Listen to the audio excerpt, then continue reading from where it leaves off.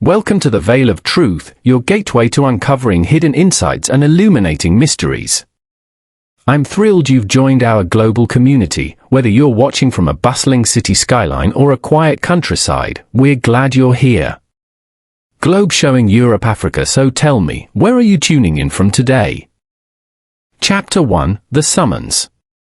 Hercule Poirot was not a man who relished the damp English November. He had, on many occasions, declared that such weather was the ruin of fine clothes, the enemy of patent leather shoes, and a most unkind treatment of the moustaches. Yet on this bleak morning, with the fog clinging to the windows of his London flat and the city bells muffled beneath the shroud of mist, he found himself unexpectedly occupied with a letter that stirred even his fastidious soul to a rare curiosity. The envelope had been hand-delivered, the handwriting elegant but trembling, as though each loop of ink cost the writer some portion of courage. Poirot slit it open with his customary neatness, drawing out a sheet of heavy cream paper, faintly scented with lavender. He read slowly, lips moving soundlessly, grey-green eyes narrowing with interest. Monsieur Poirot, you will forgive the liberty I take in addressing you, for I am a stranger and yet compelled by necessity. My name is Lady Margaret Elmsworth of Blackthorn Hall in the Cotswolds. There has been a death in my family. They call it an accident, yet in my heart I know otherwise. The circumstances are dreadful, the house itself steeped in whispers of ill fortune. I beg of you, come at once. For I fear that unless the truth is known, more evil will follow. In urgency and distress? Lady Margaret Elmsworth. Poirot set the letter carefully on the table before him. He remained very still, fingertips pressed together, the light glinting on the lacquer of his shoes. To many, such a missive would sound the prelude to some Gothic melodrama, an old country house, a sudden death, whispers of curses. Yet Poirot, though unimpressed by superstition, was always alert to the human drama beneath it. He muttered softly, a hall steeped in whispers, a death most dreadful, and a lady who fears for her household. Voila! It has all the air of mystery. And, my friend, Hercule Poirot does not turn aside from mystery. By noon, he had made his decision. His small valise was packed with precision, gloves, silk ties, a pair of immaculate evening shoes wrapped in tissue paper. Hastings was abroad on business, so Poirot travelled alone, but this did not trouble him. He had the company of his own thoughts, and they, as he often reflected, were the most orderly companions in the world. The train to the Cotswolds rattled through a landscape that grew steadily wilder. Fields lay sodden beneath the mist, and twisted trees stood like sentinels along the ridges. As the afternoon waned, the fog thickened, so that the countryside appeared spectral, as though viewed through gauze. Poirot sat upright, gloved hands resting on his cane, his mind turning over the few facts presented to him. A death, supposedly an accident. A family name of some standing. A mother fearful of unspoken evil. These were his clues, yet to him they were already like threads of a tapestry. Human nature, he knew, did not change. Greed, jealousy, fear, vengeance, these were the true curses of mankind. And where others might see only shadows and superstition, Poirot saw opportunity to apply the little grey cells, to impose order upon chaos. At the small country station, a carriage awaited him, driven by a taciturn man in a heavy coat. The journey from there was long, the horses' hoofs striking hollow upon the lanes. The fog clung to hedgerows and drifted in milky clouds across the fields. Occasionally, through the murk, Poirot glimpsed ancient farmhouses crouching low, their windows glimmering faintly like eyes watching the road. At last, the carriage turned into a narrow drive flanked by overgrown yews. Blackthorn Hall emerged suddenly from the mist. It was vast and brooding, a house of grey stone, its many windows dark, its chimneys exhaling thin plumes of smoke. Ivy clung to its walls like veins, and the great bell tower rose from one corner, stark against the dimming sky. Something in its silhouette struck Poirot with unease. It was as though the tower did not merely stand, but loomed, a finger pointing heavenward in accusation. The carriage halted at the front steps. The great oak doors opened slowly, revealing a hall lit by a single chandelier whose light seemed swallowed by the gloom. Poirot stepped down, adjusting his hat, and was greeted by a butler whose thin frame and downcast eye suggested more weariness than welcome. "This way, sir," the man murmured, voice low, as though the very air of the house pressed upon him. Poirot followed, the click of his shoes echoing through the vastness. The hall was lined with portraits, stern men in hunting dress, pale women in gowns, children with solemn eyes. Their painted gazes seemed to follow him, and though Poirot prided himself on rationality, he felt for an instant that he walked under scrutiny not of the living, but of the dead. Lady Margaret awaited him in the drawing-room. She was tall, her hair white but abundant, her features finely carved by both beauty and sorrow. She rose when he entered, her hands clasped tightly before her. "Monsieur Poirot," she said, her voice trembling with relief. "You came. I did not know if you would, but you came." Poirot bowed with courtly grace. "Madam, you have appealed to me in distress. How could I refuse? Please, compose yourself. You are in safe hands." She gestured for him to sit. The room was somber, its furniture heavy with age, the curtains drawn against the mist. On the mantel stood a black-draped portrait, a young man, handsome, but with a hard mouth and proud eyes. Poirot observed it keenly. "That is my son, Rupert," Lady Margaret said, her gaze fixed upon the portrait. "He was found dead 3 nights ago, beneath the bell tower. The coroner calls it misadventure, that he slipped, that the great bell rope fell and struck him. But, Monsieur Poirot, I do not believe it. The bell tolled though none was near it. And in this house, whenever the bell tolls unbidden, death follows." Her words hung in the air, somber as the tolling she described. Poirot inclined his head slowly. "A superstition, perhaps. Yet, madam, I have learned never to dismiss the fears of those who live close to tragedy. Tell me, did your son have enemies?" Lady Margaret's lips pressed together. "He was not easy. He made quarrels where others would make peace. But even so, he was my son, my blood. And I cannot rest until I know the truth." Poirot leaned back, fingertips pressed together, eyes gleaming. Already, the lines of the puzzle began to form. A death, cloaked as accident. A bell that tolled of its own accord. A family uneasy, perhaps divided. And always, beneath it, the shadow of human motive. "Madam," he said softly, "you are wise to have called me. For Hercule Poirot will discover what lies beneath this accident. Whether it be crime, or indeed the shadow of something darker. You have my word." Lady Margaret closed her eyes briefly, as though in prayer. The fire crackled.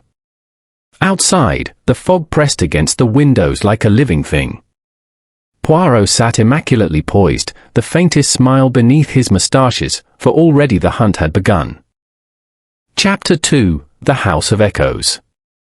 The morning after his arrival, Hercule Poirot rose precisely at 7, though the household seemed still wrapped in slumber.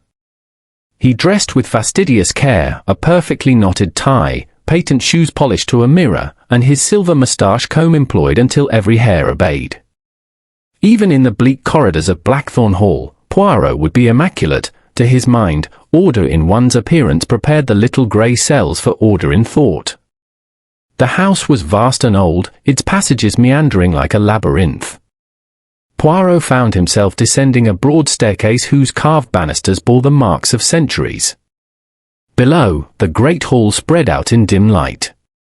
Tapestries clung to the walls, their colours faded to shadow, and from the ceiling hung a chandelier whose crystal seemed to tremble faintly, though no breeze stirred. It was then Poirot's eyes were drawn to the bell tower. Through a tall arched window he saw the ancient stone rising above the rest of the house. The bell itself was hidden, but the long rope dangled into the tower's base, thick and blackened with age. It swayed slightly, though Poirot was certain no hand touched it. He approached, cane tapping softly. The tower door stood ajar. Inside, the air was colder, tinged with the must of damp stone. The floorboards were worn, and upon them Poirot discerned faint scratches, as though heavy weight had dragged recently. He bent delicately, examining with his usual precision. A smear of oil, fresh enough to glisten in the light, marked the edge of the wood. Poirot's moustaches twitched. "But why," he murmured, "does one oil a bell rope?" A sound startled him, the soft step. He turned to find a young woman in plain dress standing at the threshold. She was pale, her eyes large and watchful, her hands clasped before her as if in prayer. "Forgive me," she said quickly. "I did not mean to intrude. I am Eleanor Whitcomb, the governess. Lady Margaret asked me to see if you required breakfast." Poirot inclined his head with courtesy. "Mademoiselle, you arrive at the perfect moment. Tell me, did you know Sir Rupert well?" Her lips trembled before she replied. "As much as one in my position may know the master of the house. He was stern. The children feared him." She hesitated, then added in a whisper, "And sometimes, madam, his wife feared him also." Poirot regarded her keenly. It was not so much the words, but the suddenness with which she uttered them, like water bursting from a crack in stone. He thanked her gently, and she led him to the dining room. There, Lady Margaret presided, still dressed in mourning black though her bearing remained regal. At her side sat Clara Elmsworth, Sir Rupert's widow. Clara was young, perhaps 30, her beauty striking in contrast to the gloom of the room. She wore no veil, only a simple gown, and her eyes, blue, bright, and calculating, did not once rest upon Poirot for more than a heartbeat. Opposite sat Dr. James Collingwood, a man of 40 with thinning hair and spectacles, whose manner was brisk yet oddly strained, as though concealing impatience. He greeted Poirot with a firm handshake. "Sad business, sir, very sad," the doctor said. But Rupert was reckless. Always climbing that tower since boyhood. It was bound to end badly one day. Poirot's brows lifted. "You think then it was accident, pure and simple?" Collingwood nodded too quickly. "Of course. What else?" "Ah," Poirot said softly, "that is precisely the question, n'est-ce pas?" "What else indeed?" Throughout the meal, Poirot observed carefully. Clara scarcely touched her food, yet her hands never trembled.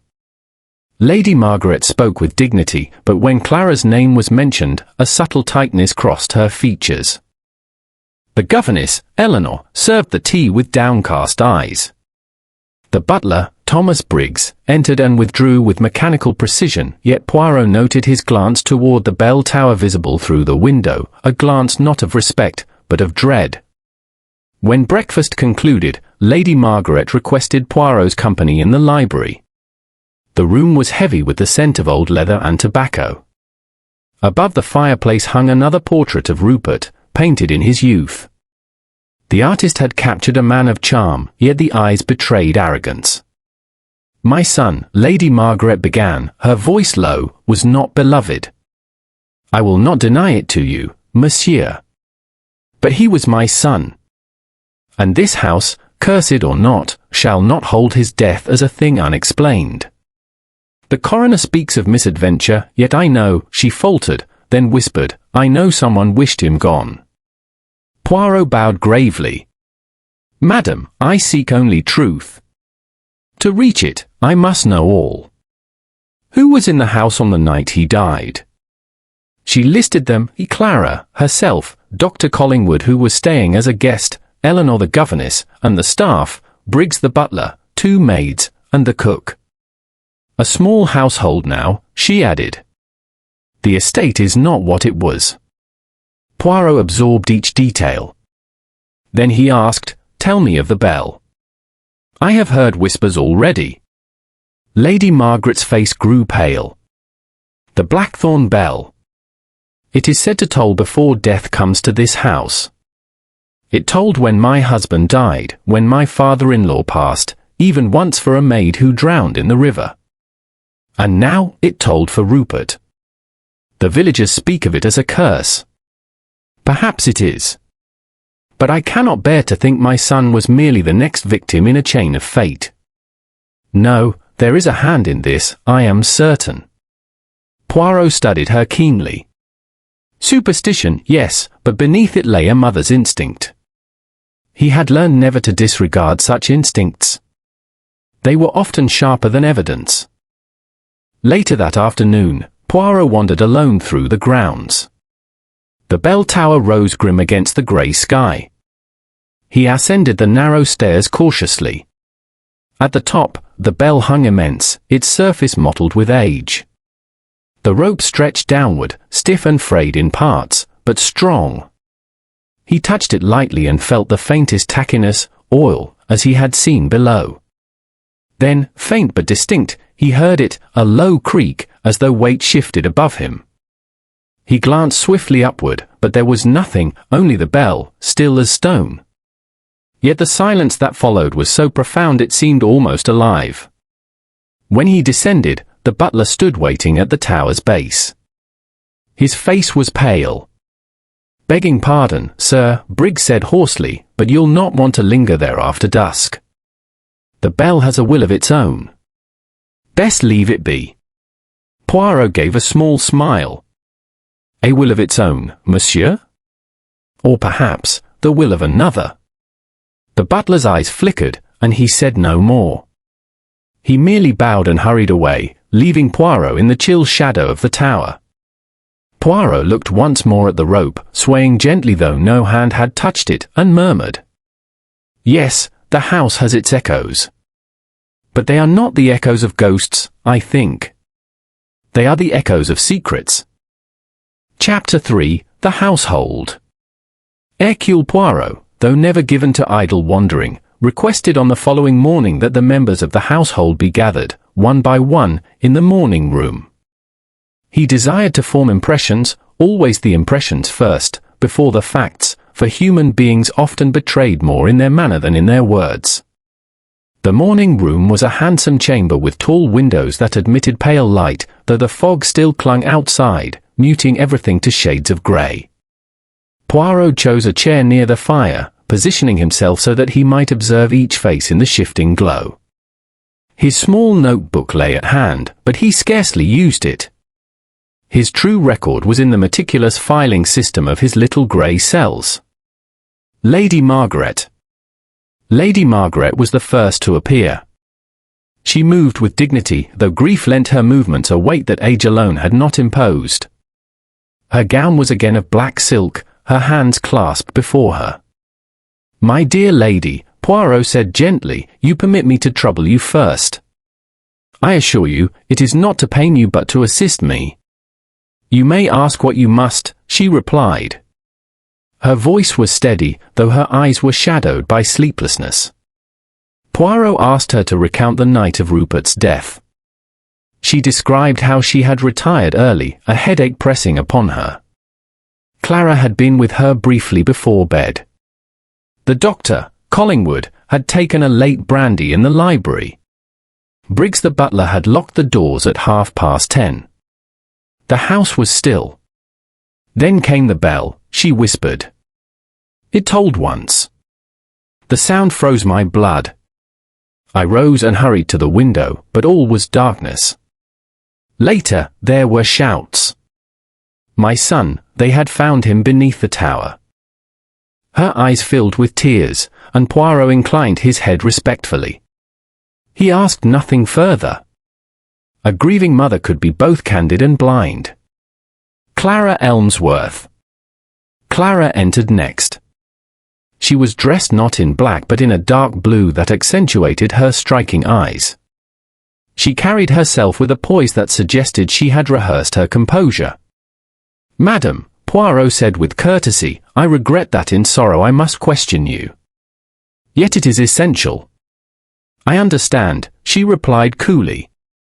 You are here to discover whether Rupert fell, or was helped to fall. Poirot noted the faint pause before her last words. She claimed to have dined with Rupert but retired early to her room. She had heard nothing until the household alarm was raised. Her tone was even, but Poirot observed the way her fingers toyed with a bracelet at her wrist, a nervous habit, perhaps, or a signal of something unspoken. "Your marriage, madam," Poirot said softly. "Was it a happy one?" Clara's smile was brittle. Rupert was a man of strong temperament. He had many interests. But I am not a woman to complain. Her eyes met Poirot's briefly, defiant, yet weary. He bowed her out with courtesy, filing away his impression, a woman accustomed to control, but beneath the surface, resentment or relief. Dr. James Collingwood. The doctor arrived briskly, spectacles gleaming, his manner that of a man impatient with ceremony. He shook Poirot's hand firmly and sat at once, legs crossed, hands clasped. "Really, Monsieur Poirot, I fail to see what more there is to discover." Rupert was reckless. He must have gone up the tower for some foolish reason. The rope slipped, the weight fell, and he beneath it. Tragic, but simple. Poirot regarded him thoughtfully. "You are very certain, Doctor." "Certainty can be admirable, but sometimes dangerous." "Tell me, had you known Sir Rupert long?" "All his life," Collingwood replied. "I was his father's physician before him." "And his grandfather's, come to that." "And his finances?" Poirot asked delicately. The doctor stiffened slightly. "What of them?" "I merely inquire whether Sir Rupert had difficulties." Collingwood hesitated, then muttered, "He owed money."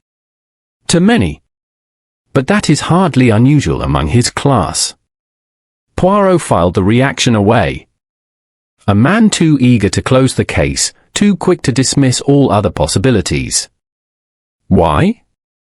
"Eleanor Whitcomb." The governess entered timidly, her dress plain, her eyes large with apprehension. She seemed younger by daylight than Poirot had first thought, barely in her 20s, her face pale and earnest. "You will forgive me, mademoiselle," Poirot said gently, "but I must know what you observed on that night." Her voice trembled. "I had put the children to bed. I was reading in my room when I heard raised voices in the corridor. I opened my door a little. It was Sir Rupert and Lady Clara. They were quarrelling.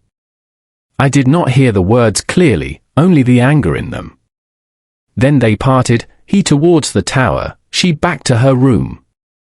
After that, the bell." Poirot leaned forward, moustaches bristling. "You are certain of this, mademoiselle?" "Yes. Quite certain." Her sincerity seemed genuine. Yet sincerity itself could be deceptive. Poirot thanked her kindly and made note, a quarrel, overheard. Another piece in his puzzle. Thomas Briggs. Last came the butler. He was a tall, spare man with a face weathered by long service. His manner was precise, yet beneath it Poirot detected unease, as though every word cost him effort. "You locked the doors at 10:30, did you not?" Poirot asked. "Yes, sir." "And afterward?" "I heard the bell." "Everyone heard it." "I thought at first it was the wind, but then, the shouts." "We found him, Sir Rupert, lying on the ground. Broken. The rope beside him." Poirot studied him keenly. "Monsieur Briggs, forgive me, but you looked at the tower yesterday with a face of dread." "Why?" The butler hesitated. "The bell, sir. It tolls for death. I've seen it all my years here. Some things cannot be explained." Poirot smiled faintly. "On the contrary, my friend. All things can be explained. It is only a question of patience." Briggs bowed stiffly and withdrew. Poirot reflects. When the interviews were complete, Poirot sat alone, fingertips pressed together, eyes half closed. The fire flickered, throwing shadows across the faded wallpaper. He spoke softly to himself, as was his habit. So, Lady Margaret, who sees a curse where perhaps there is but crime. Clara, beautiful, proud, with bitterness beneath her calm. The doctor, too anxious to declare an accident. The governess, young, sincere, and witness to a quarrel. The butler, bound by fear of superstition. Voila! A little stage, each actor in place. The drama has begun. He rose, pacing slowly, his patent shoes gleaming in the dim light. His moustaches twitched with satisfaction. The mystery of the Blackthorn bell deepened, but to Poirot, that was merely the lure. For where others heard echoes of the supernatural, he heard only the voice of human motive. And human motive, he knew, always betrayed itself, if one listened carefully enough. Chapter 4, Whispers in the Dark. That night, as the house settled into silence, Hercule Poirot remained awake. He had dined sparingly, retired to his chamber with a small lamp, and arranged his slippers neatly at the bedside. But sleep did not come. The fog pressed against the windows like a living veil, and somewhere in the depths of the house a shutter banged softly, rhythmically, like the beating of a distant drum. Poirot sat in his armchair, moustaches immaculate, mind alert. He had long believed that in the hours of darkness men and women betrayed their secrets most freely. Masks slipped, whispers carried further, and the walls of old houses seemed to breathe. At 11:30 he took up his cane and stepped into the corridor. The boards creaked faintly beneath his careful tread. Portraits glowered down from the walls, their painted eyes catching the lamplight in strange ways, so that Poirot felt almost watched as he moved. He descended to the great hall. The fire there had burned low, casting long, skeletal shadows across the floor. The bell rope hung visible through the archway to the tower, a pale strand in the gloom. Poirot approached it slowly, pausing to examine the flagstones. Again, he saw faint smears, oil, perhaps, dark against the stone. Then it came, a sound that froze him in place. The bell tolled. Not the full swing of bronze, but a single, heavy boom, low and dreadful. It reverberated through the house, so deep it seemed to strike the bones themselves. Poirot looked up swiftly. The rope did not move. The bell tower was still. And yet the sound had been real, no trick of the imagination. Within moments, the house stirred. Doors opened above, footsteps hurried. A candle appeared at the landing, Lady Margaret, pale as marble. It tolled again, she whispered. Mon Dieu, it's another death. Poirot raised a hand, calm but firm. Courage, madam. There is no death, not yet. Let us see. The household gathered in confusion, Clara in a silk robe, her hair loose around her shoulders, Eleanor clutching a candle with trembling hands, Briggs the butler pale as linen, Dr. Collingwood pulling on his coat, his spectacles crooked in haste. It is the curse, Briggs muttered. Mark my words, someone will not see the morning. Poirot's voice cut through like steel. Silence. Fear is the enemy of reason. The bell tolled, yes, but why? That is the question. He led them all to the base of the tower. The rope swayed slightly, though no hand had touched it. Poirot examined it closely, his fingertips brushing the fibers. A faint smear of grease came away on his glove. He sniffed it delicately.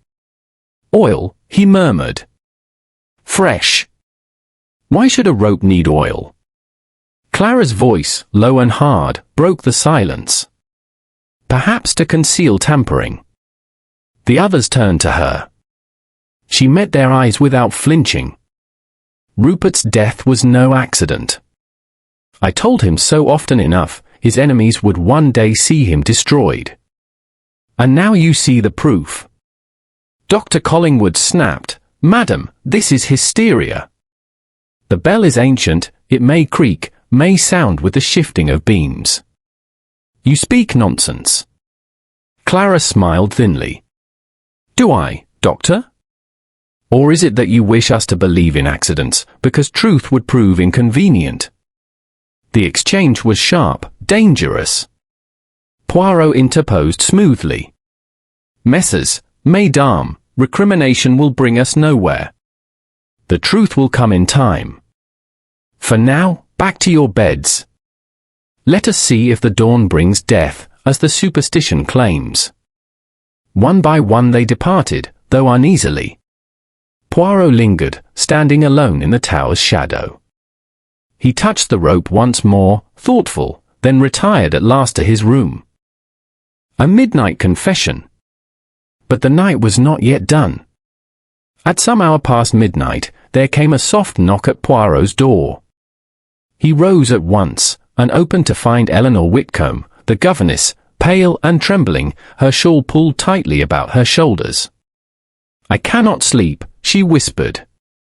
"May I speak?" Poirot gestured her in, offering a chair. She sat, twisting her hands together, eyes darting nervously. "I must tell you what I saw," she said at last. "On the night Rupert died, I did not speak of all. I told you of the quarrel, yes, but there was more. After the quarrel, I saw Clara leave her chamber again. She moved swiftly towards the tower. And later, when the cries went up, she returned, her gown dishevelled.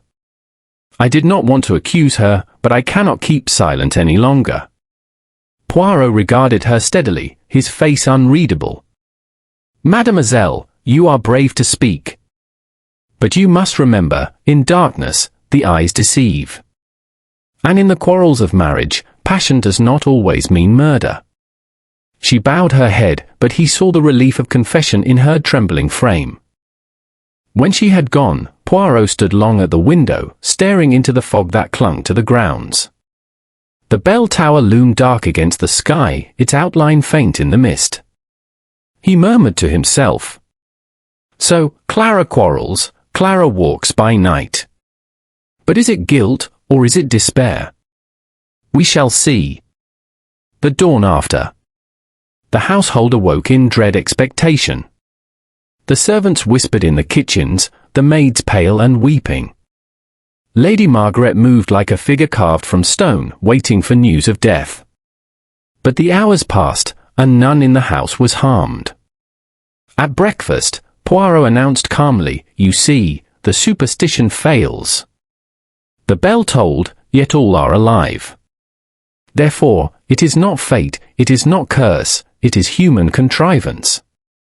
And that, Miss Amos, is more dangerous than any legend." The words unsettled them more than comforted.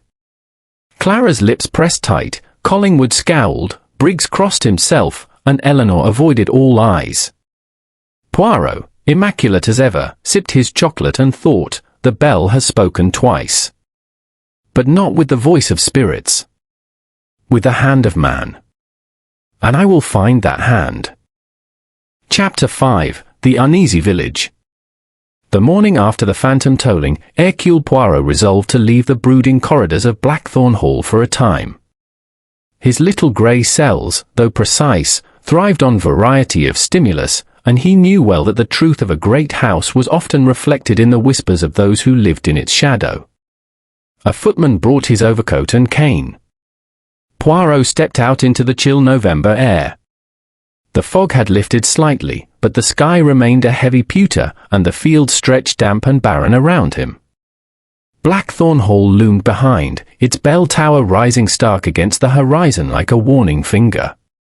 Poirot followed the winding lane that led to the village nestled at the valley's edge. The village itself was ancient, with cottages of stone and thatch huddled close as though for protection.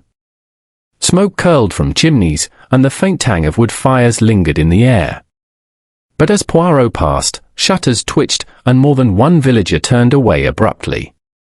The presence of Blackthorn Hall weighed here like a storm cloud, and the foreign gentleman with the neat moustaches was plainly associated with it. Poirot, unbothered, entered the small inn, the Bell and Crown, whose sign creaked in the wind. Within, the air was thick with the smell of ale and peat smoke. A few locals sat at tables, their talk hushed. The innkeeper, a stout man with ruddy cheeks, eyed Poirot warily. "A glass of hot tea, if you please," Poirot requested, settling himself with precise movements at a corner table. He did not need to draw attention to himself, curiosity would bring the villagers to him in time. Indeed, it was not long before a mason, his hands rough with lime, approached. He nodded politely. "Beg pardon, sir. You're from the hall, are you not?" "I am," Poirot said. "I am Hercule Poirot, engaged by Lady Margaret to inquire into her son's death." The mason exchanged a look with another man. "Then you'll have heard of the Bell, I suppose?" Poirot inclined his head. "But naturally. Everyone speaks of this Bell. Enlighten me, if you will." The mason leaned closer, lowering his voice. "It tolls before a death in the Elmsworth family. Always has. My own father told me he heard it the night Sir Henry died, 30 years gone. And again, when Lady Margaret's husband passed. Never once has it tolled without a death following. Until now." "Until now," Poirot repeated. The man crossed himself. "It tolled last night, they say. But no one has died. That means, sir, it's not finished. It waits." Poirot allowed a small smile to flicker.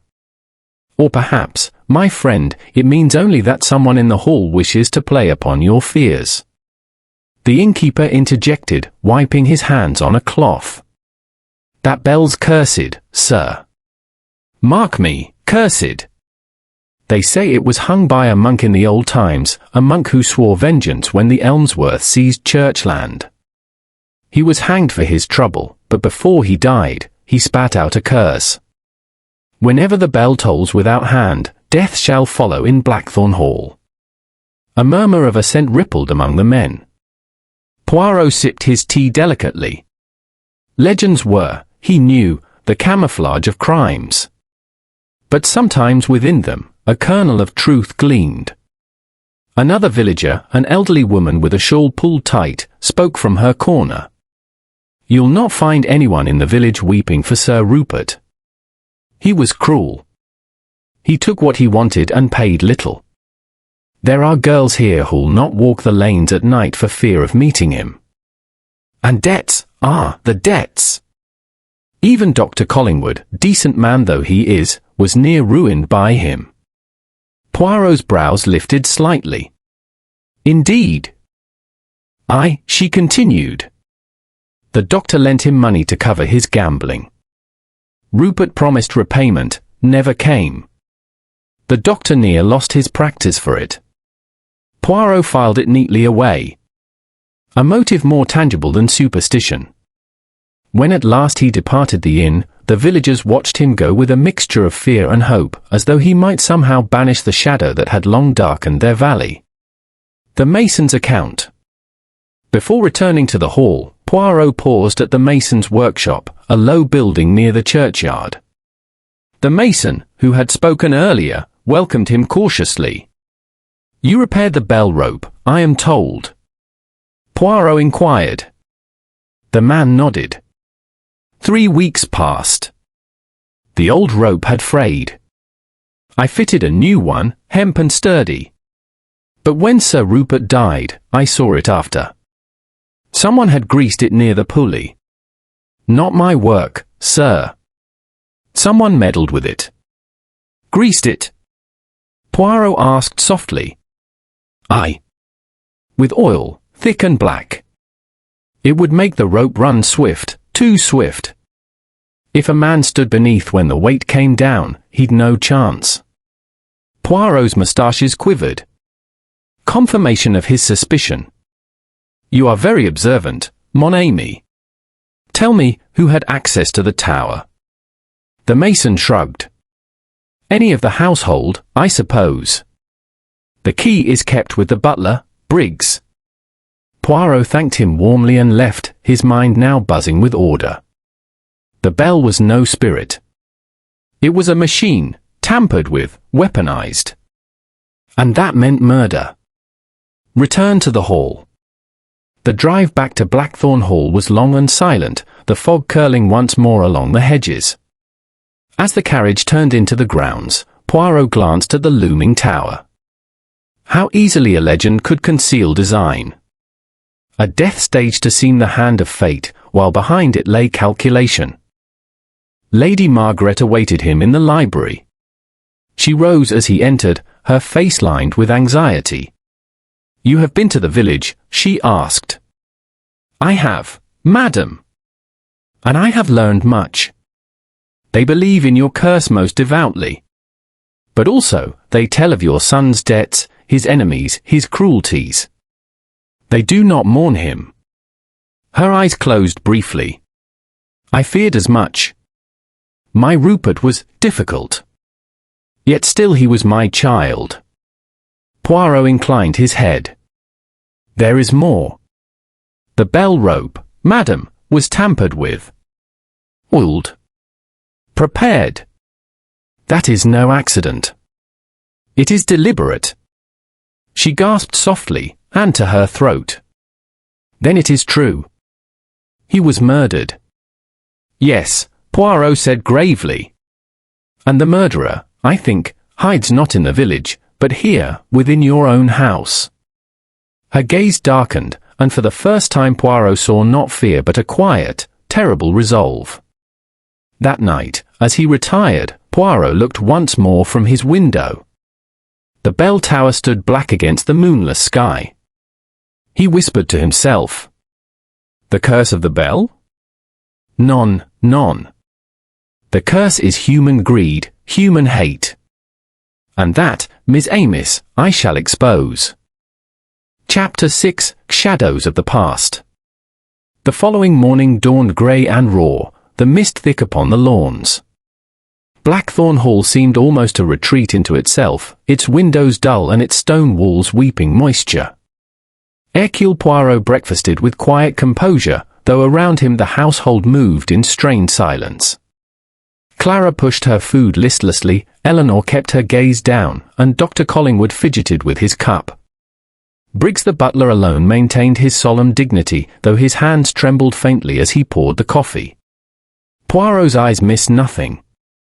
He noted the way Clara's gaze flickered sharply whenever Collingwood spoke, the way Eleanor's fingers tightened on her napkin, and the curious stillness of Lady Margaret, who seemed more statue than woman. After breakfast, Poirot sought Lady Margaret privately in the drawing-room. She sat by the unlit hearth, wrapped in a shawl, her eyes shadowed. "Madam," Poirot began softly, "if I am to bring you truth, I must know all. The past weighs heavy upon this house. Tell me, what did Rupert do to breed such fear and hatred?" Her lips trembled, then pressed tight. "You will hear it all soon enough, Monsieur Poirot. He was a man of appetites. He squandered money, broke promises, shamed the family name. But worse than that," she paused, voice trembling. "He wounded hearts. He took from others what he wanted, respect, affection, even innocence. Do not ask me to say more." Poirot bowed gently. "You speak as a mother who knows the truth, yet cannot utter it. Very well. I will seek the details elsewhere. The doctor's debt." His next call was upon Dr. Collingwood, whom he found in the small study, attempting to bring order to scattered medical papers. The doctor started as Poirot entered, then forced a smile. "Monsieur Poirot, I suppose you've come to question me further." "Indeed, doctor. I hear whispers that Rupert Elmsworth owed you money. Considerable money." Collingwood stiffened, colour rising to his cheeks. "Yes. He did. I lent it to him in good faith, a foolish generosity. He promised repayment, but the promises meant nothing. I might have lost my practice had not my wife's family intervened. Do you think me proud of that? No. But it is hardly a motive for murder. Poirot tilted his head. Yet financial ruin can drive a man to desperate acts. And you were present the night of the death.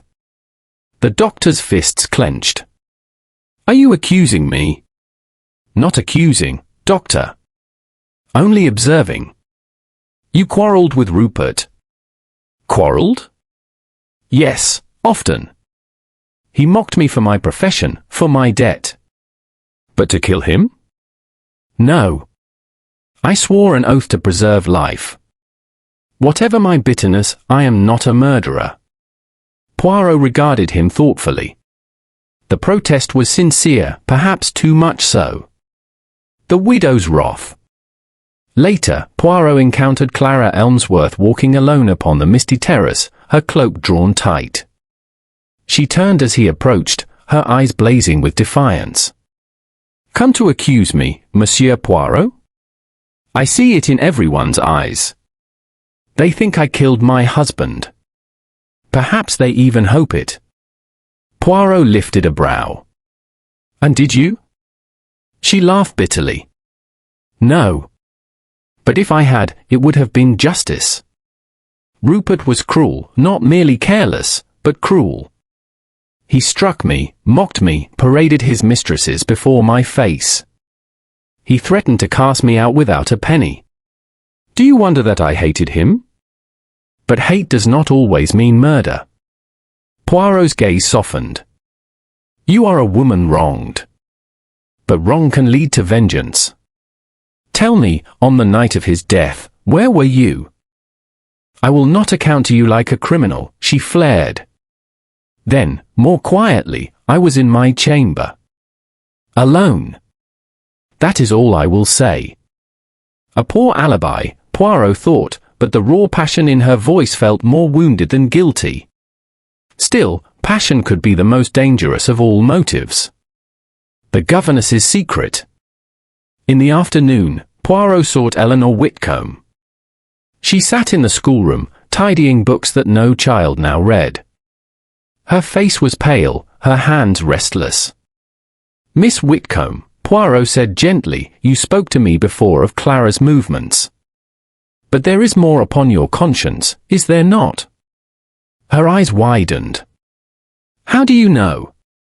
Because, mademoiselle, your face is the mirror of your soul. Speak. Release the burden. She sank into a chair, twisting her hands. Very well. Rupert, he pursued me. I am ashamed to tell it, but he would not leave me in peace. I endured it for the children's sake, for Lady Margaret's sake. He promised marriage once, years ago, then cast me aside when a wealthier match appeared. Since then, he tormented me with reminders of it. Her voice shook. I despised him. I wished him dead, often. But I swear I did not kill him. Poirot inclined his head slowly. Here was another wound inflicted by Rupert, another heart scarred. Truly, the man had sown enmity like seed in a field. Briggs the butler. At last, Poirot turned to Briggs, the butler. The man was stiff as ever, yet beneath the formality Poirot sensed unease. Briggs, Poirot said quietly, you kept the key to the bell tower, did you not? Yes, sir, Briggs admitted. In the butler's pantry. And on the night of Rupert's death, was it there? Briggs hesitated. I cannot say. I believe so. But there was so much confusion. Poirot studied him. You are loyal, Briggs. Too loyal, perhaps. Did you ever see Rupert quarrel with your mistress, Lady Margaret? Briggs's face tightened. I have served this family 40 years, sir. I will not betray their private griefs. That, said Poirot softly, is itself an answer. Poirot reflects. By evening, Poirot had gathered much. A doctor nearly ruined by debt. A wife tormented and despised. A governess betrayed and humiliated. A mother bearing unspeakable sorrow. Each had motive. Each bore scars inflicted by Rupert Elmsworth. Seated in his chamber, Poirot arranged his thoughts with military order. He saw not a single enemy but a host. Yet the crime could have but one author. His eye strayed to the tower visible through his window. The bell tolled, he murmured, but not from heaven. A hand pulled it, a hand that oiled the rope, a hand that sought to cloak its crime in legend. That hand, whose is it? That, my little grey cells, we must discover. And so, while the wind moaned around the eaves and the bell rope hung silent in the dark, Hercule Poirot plotted his next step to strip away every lie, every secret, until the murderer stood revealed. Chapter 7: The Gathering Storm. The days that followed brought no peace to Blackthorn Hall. The weather itself seemed to echo the unease within.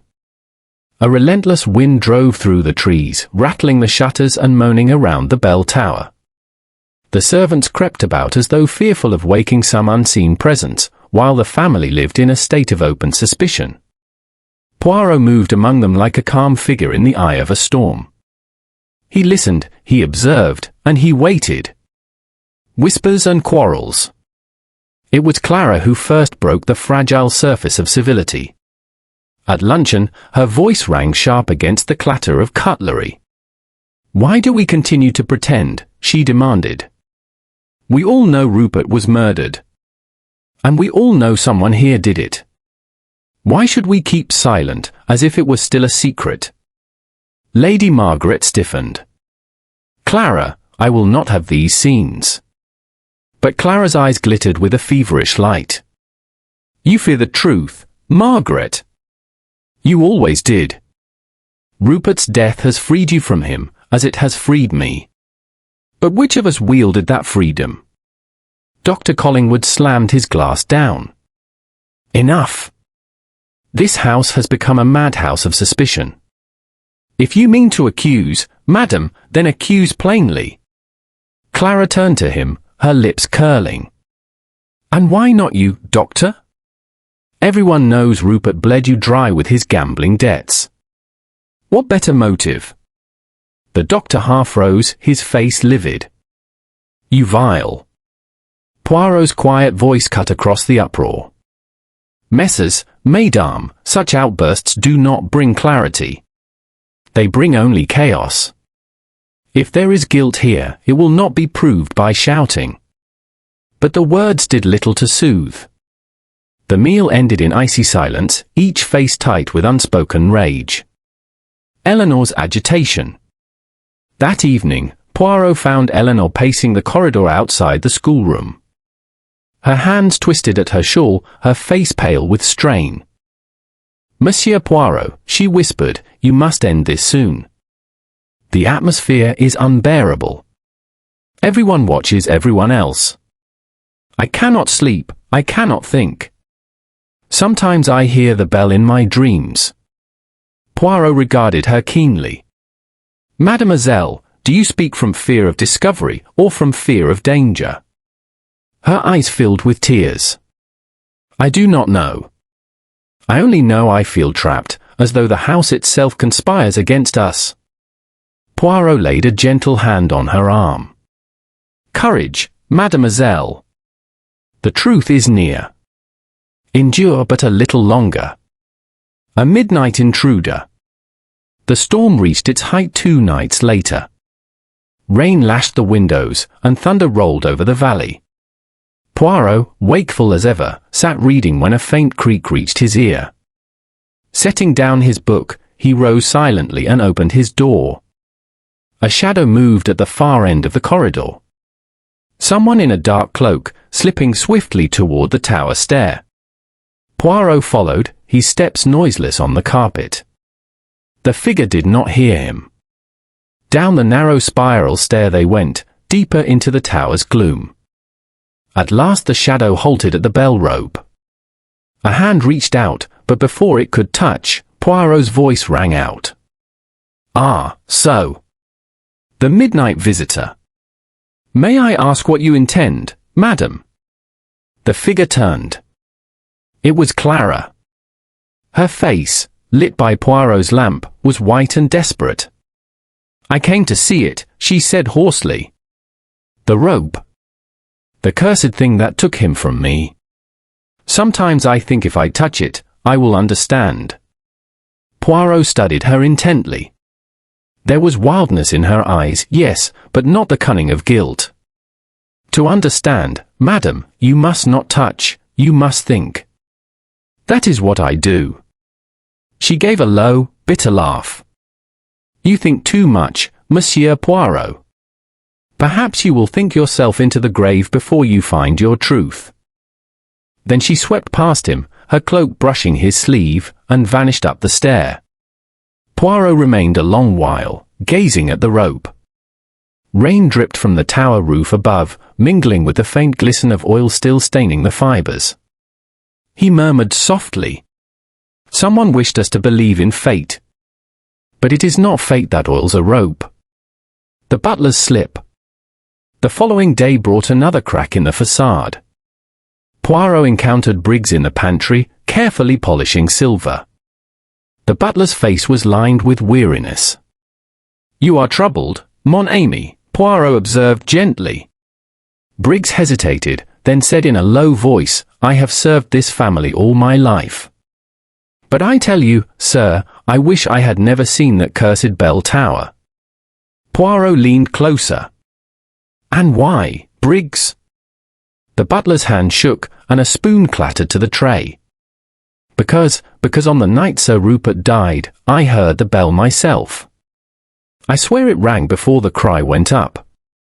Yet when I looked, the rope lay still. How could that be?" Poirot's eyes narrowed. "You are certain?" "Certain as I live, sir. It was no dream. But I told no one. They would call me mad." Poirot inclined his head slowly. "You did well to tell me. But remember this, the eyes may deceive, the ears also. Yet the truth, it leaves always a trace. And I, Hercule Poirot, shall find it." Tensions boil over. That night, the storm within the house reached its breaking point. In the drawing room, with the fire burning low, the family confronted one another openly. Clara accused the doctor once more, her voice rising in fury. Eleanor cried out that she herself had been wronged by Rupert, and could easily have wished him dead. Lady Margaret at last broke her silence, declaring in a voice of steel, "You speak as though Rupert's sins excused his death. But I tell you this, if one of you struck him down, you have cursed not only yourself, but this house. The Elmsworth name will be ruined." Collingwood sneered. "The name is already ruined, madam. Your son saw to that." The words fell like a blow. Lady Margaret swayed, and Briggs rushed forward to steady her. Into this chaos Poirot stepped, his presence calm but commanding. He raised his hand, and the room fell silent. "Enough. You tear at one another like wolves, but you forget, the truth is not in your accusations. The truth is in facts. And I have them." All eyes turned to him, wide with dread. Poirot's gaze swept the circle. "Tomorrow, mesdames et messieurs, you shall hear all. I will gather you in this very room. The murderer of Rupert Elmsworth shall be unmasked." The calm before revelation. That night, the house lay in a silence more dreadful than any storm. No one slept. Doors creaked, footsteps shifted, but each person remained within their chamber, waiting. Waiting for the morning, when the little Belgian with the wax moustaches would pronounce judgment. Poirot alone was serene. He polished his moustaches with care, set his slippers neatly by the bed, and murmured to himself, "The little grey cells, they have spoken. Tomorrow, justice will be done." And so the stage was set. Chapter 8, The Bell Tolls for Truth. The household assembled in the drawing room at Poirot's command. The fire burned brightly, though the air was thick with dread. Clara sat rigid in her chair, her eyes glittering with nervous defiance. Dr. Collingwood stood with his arms crossed, his jaw set hard. Eleanor hovered by the window, pale as the mist outside. Briggs the butler waited near the door, expression solemn, while Lady Margaret presided from her high-backed chair like a weary queen. Poirot entered last, immaculate as ever, his moustaches gleaming. He moved with measured steps to the hearth, turned, and surveyed them all. "Mesdames et messieurs," he began, his voice calm but firm, "you are gathered here to hear the truth. Rupert Elmsworth did not die by chance. He did not die by curse. He died by murder. And the murderer sits among us now." A ripple of unease swept the room. Clara drew a sharp breath, Eleanor clasped her hands, Collingwood's eyes narrowed. Poirot raised a hand. "Patience. Let us begin at the beginning. Rupert Elmsworth was a man who sowed hatred wherever he went. He owed money he never repaid. He betrayed love. He shamed his wife, tormented his mother, and mocked his friends. Each of you, in this room, had cause to wish him dead." He turned first to the doctor. "Dr. Collingwood, you suffered ruin at Rupert's hands. A motive, yes. But your nature is not violent. You are a man of healing, not killing. And on the night of his death, you were seen attending Lady Margaret during one of her spells. You could not be in two places at once." The doctor exhaled, half in relief, half in pride. Poirot moved to Clara. "Madam, your hatred for Rupert was great. You quarrelled with him, yes, and your alibi is weak. But hatred alone does not prove guilt. I observed you in the tower at midnight, drawn there by anguish, not cunning.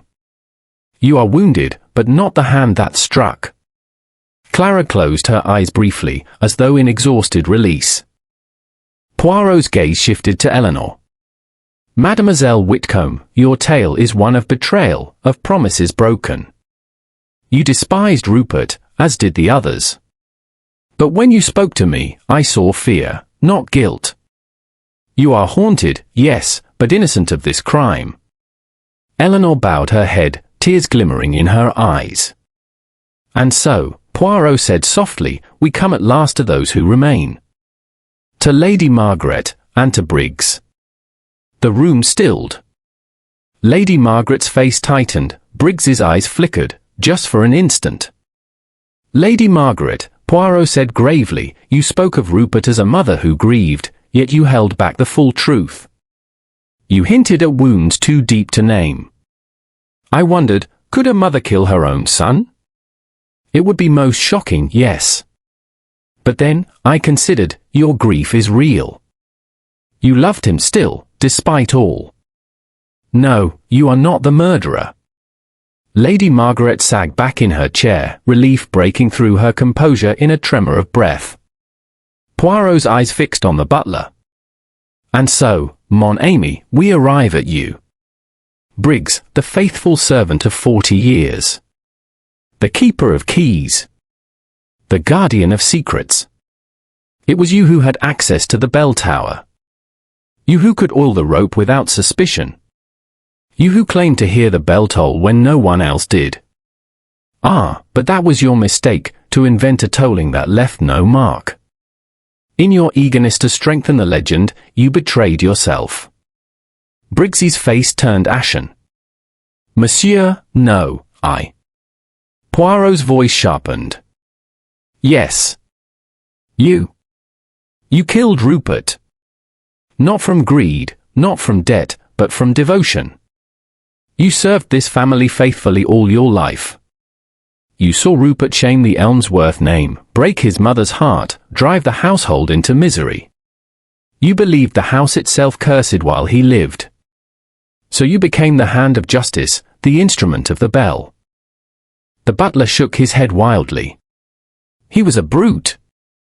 He ruined us all. I could not watch Lady Margaret suffer any longer.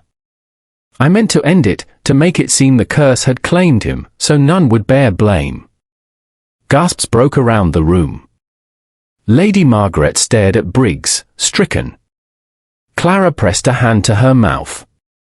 Poirot's tone softened, though it carried no mercy. "You loved your mistress, Briggs." "That I do not doubt. But love cannot excuse murder. You oiled the rope, you set the trap, you lured Rupert beneath the bell. And when it struck, you thought the legend would hide your hand. But the little grey cells, they see through legends." Briggs sagged, his shoulders crumbling. I only wanted to protect her," he whispered, his eyes darting to Lady Margaret. Lady Margaret rose, trembling. "Briggs, my faithful Briggs. Oh, what have you done?" He dropped to his knees. "Forgive me, my lady. I could not endure it. I could not." Poirot stepped forward, his expression grave. "There is no forgiveness in murder, mon pauvre. Only truth. And the truth now stands clear." Silence filled the room, broken only by the crackle of the fire. At last, Lady Margaret spoke, her voice hollow. "Then it is finished. Rupert is dead, and the one who killed him stands revealed. The curse of the bell is ended, for it was never a curse at all." Poirot inclined his head. "Just so, madam. Not a curse, a crime. And crime, as always, leaves its trace." The aftermath. Briggs was taken away, his steps faltering, his devotion turned to dust. Lady Margaret withdrew to her chamber, shattered. Clara wept, though whether for Rupert or for herself none could say. Eleanor sat in stunned silence, while Dr. Collingwood muttered darkly that justice was a harsh thing. Poirot alone remained composed. He stood by the window, gazing out at the bell tower silhouetted against the stormy sky. Its rope now hung motionless, its toll silenced at last. He spoke softly, almost to himself. So many believed in fate, in curses, in doom. But always, always, it is the hand of man. The curse of the Elmsworths was not the bell, but Rupert himself, and the desperate heart of a servant who loved too well. He turned, his moustaches immaculate, his step precise. "And now, Miss Amiss, Hercule Poirot takes his leave. Justice has spoken. The bell tolls no more."